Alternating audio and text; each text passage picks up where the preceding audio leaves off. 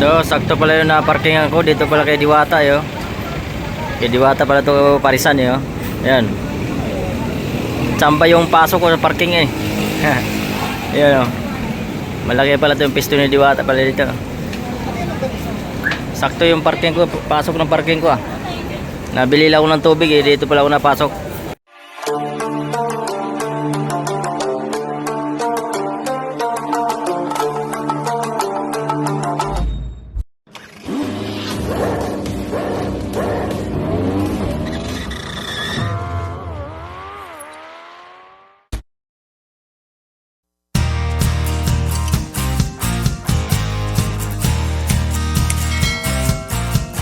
Yan, magandang tanghali at hapon sa atin lahat pala.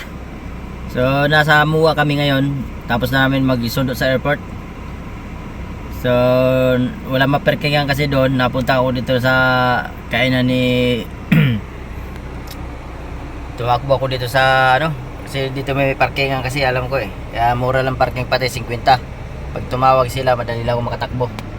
So, may Jiwa Road. Papunta dito sa may GSIS. So dito yung kainan ni Diwata. Hanapin natin yung kainan ni Diwata dito. Dito sa lugar kung saan yung kainan ni Diwata. Kaya ikutin natin kung magkano yung kainan ni Diwata dito. Kasi yan sa area ni Diwata. Si Encantada Diwata.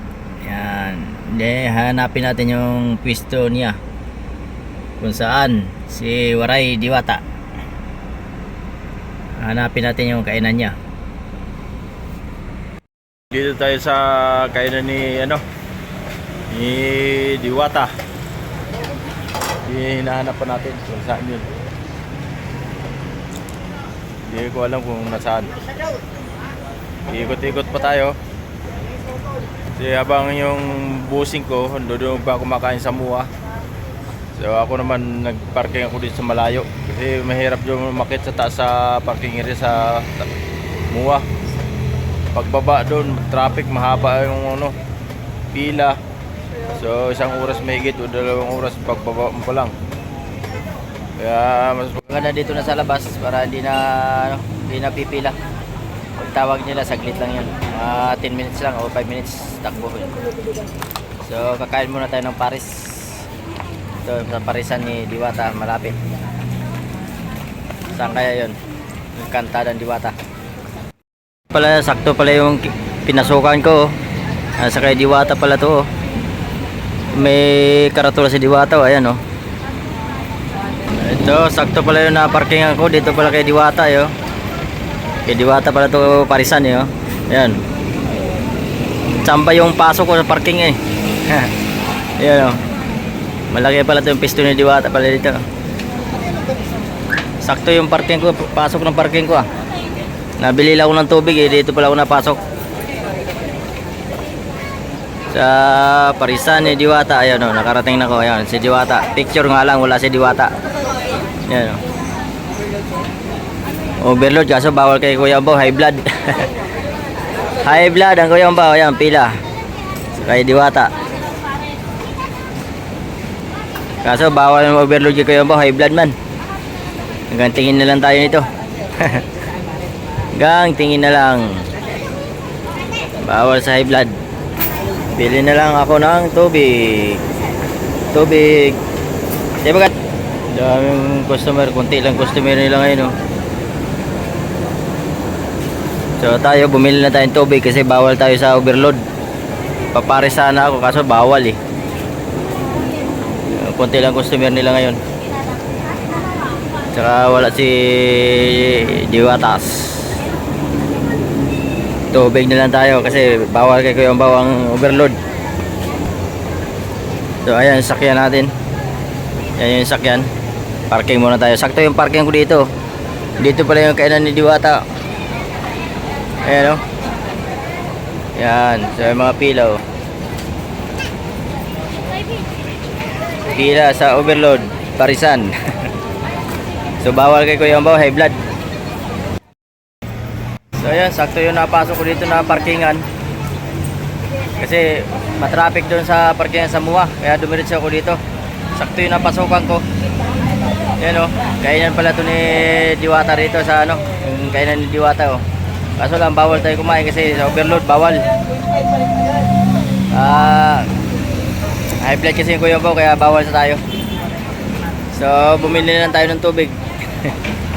Kasi bawal tayo sa overload. Yan yung kainan ni Diwata, pila. Hindi mawawalan pala dito ng pila kay Diwata, daming customer. So ayun, sakto yung pila ko, sakto yung parking ko eh. Karating tayo sa ano pala, tahanan ni Diwata. Kainan dito sa Parisan. So, ayan oh, napakasarap.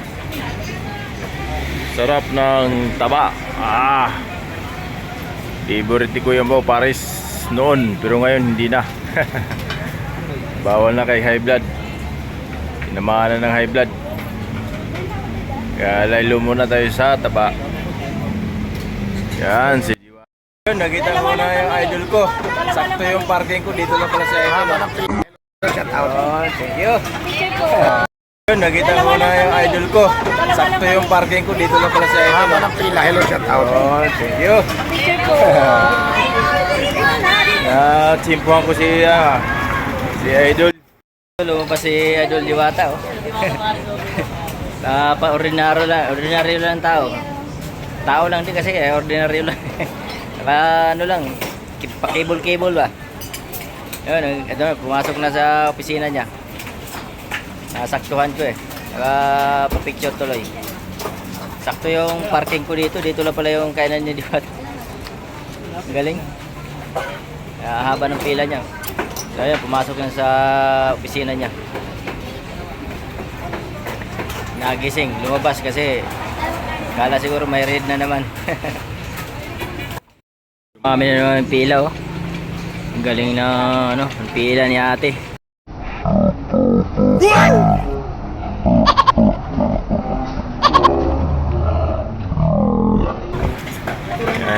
Ano lang tayo. So pila na naman sa mga kakain.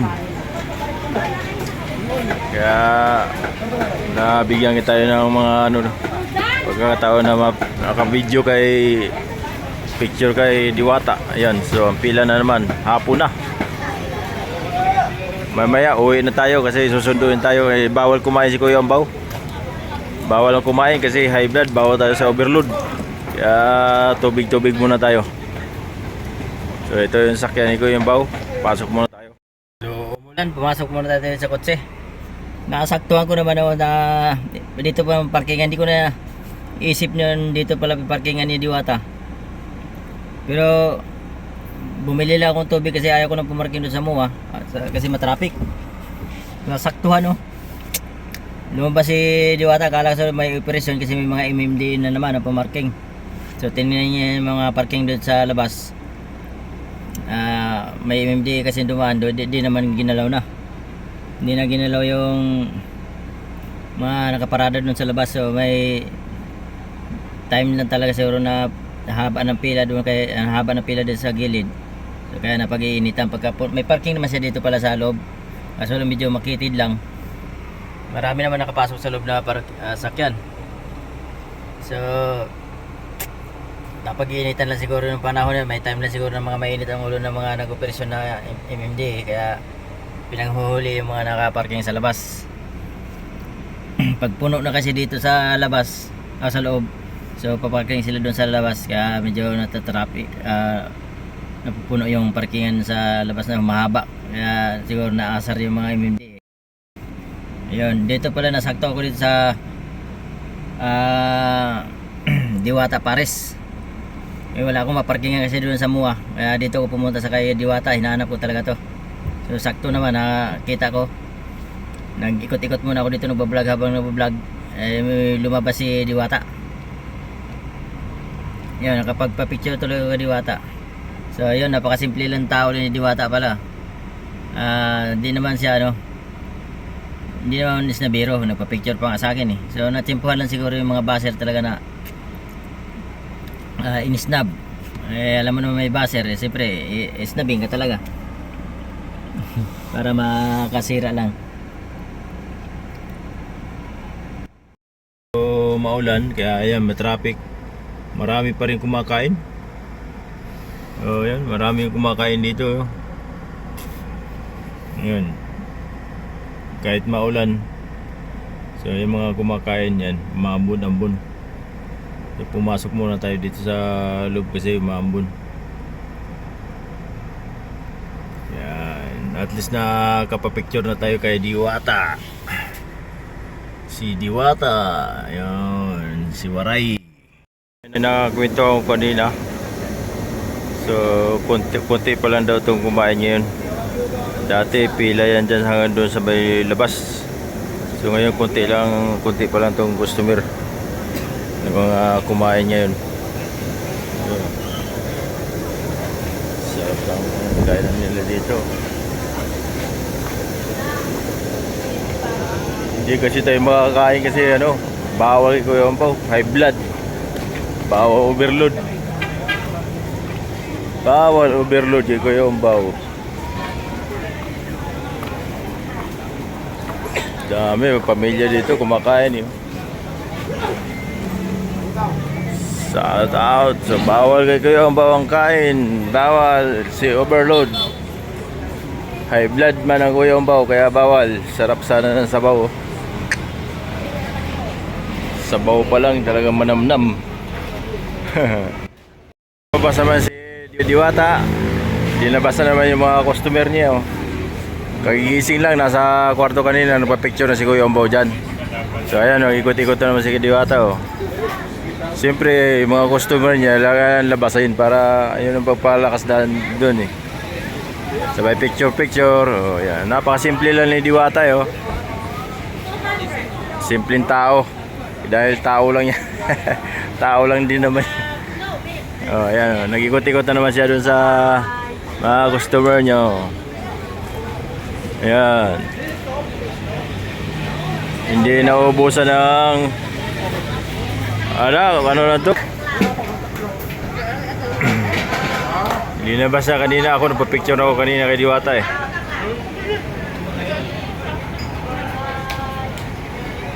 Ayan, mga customer dito, konti na lang. Ayan, mga parkingan dito, makakuha pala sila ng slack dito. Kaya yung may parkingan siya dito sa loob. Ayun, naglakad-lakad naman siya Diwata .